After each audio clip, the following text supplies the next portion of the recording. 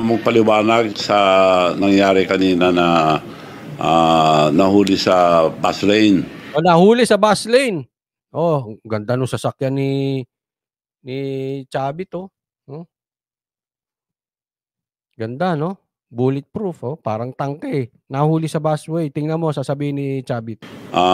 Yun po, I'm very sorry. At hindi sinasadya dahil nag-overtake daw yung driver. Hindi naman sa bus lane mismo, nag-overtake lang sa...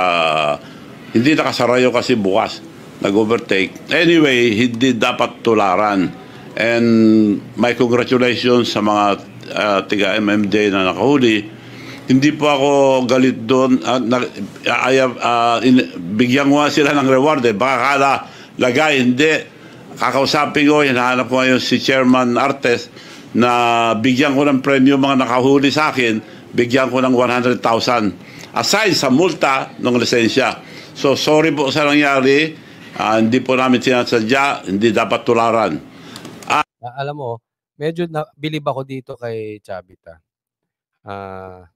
Yung ibang, wag natin isama lahat Hindi naman, etong issue lang na to sa EDSA, na nangyari sa EDSA. Sana ganyan ang mga politiko natin. Pag nagkamali, sorry na lang. Alam mo, lahat naman kasi tayo nagkakamali. Wala namang hindi nagkakamali. No? Ang masama niyan, yung nagkamali ka na, mayabang ka. Di mo ba ako kilala? Ba't inuhuli mo ko? Taga Malacanang to! Hindi, wala namang gano'n. Wala sinabing gano'n. Hindi nga, di ba? Nagso-sorry agad. Pag nagkamali, sorry na. Dapat ganito. Dapat ganito ang ano. Kasi nagiging magandang halimbawa Yung ganyang kakayaman, ganyan na naabot mo sa buhay, and yet, pag nagkamali, nagsosorry, tapos. Di ba?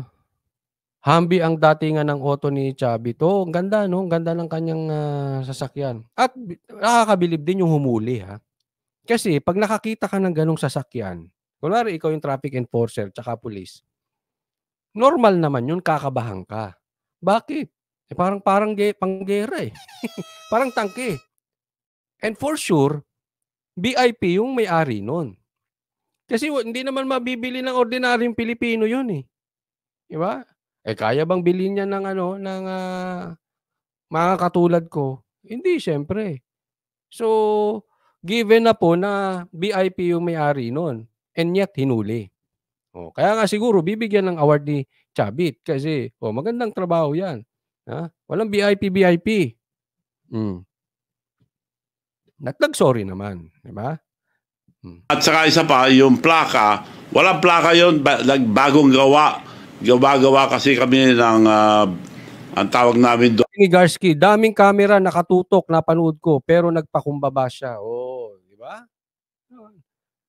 Sana tularan. Yung iba kasi, kala mo pag politiko, hindi na nagkakamali. Yung boto lang naman nila, congressman lang. Hindi ko sinasabing lang yun. Pero syempre, yung asta nila, daig pa ang asta ng presidente. BMW ang gumagawa, Baluarte Motor Works, ng bulletproof cars na bagong-bago, kaya wala pang plaka. May mga papeles na pero hindi pa na-retro dahil tinetest pa yung mga yun. Marami kaming ginagawang mga bulletproof na kung ano. Hindi ko kaya pa-bulletproof yung motor ko. Yung order nung nagpapagawa, made to order kasi yun, kung ano yung tsura gusto nila, yun ang ginagawa namin. So wala pang plate number yun, pero meron, nakarehistro yun, marerehistro yun.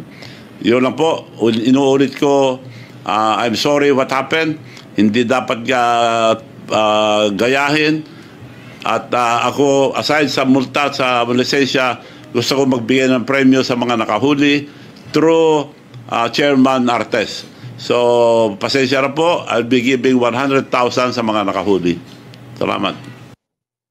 Yan. Congratulations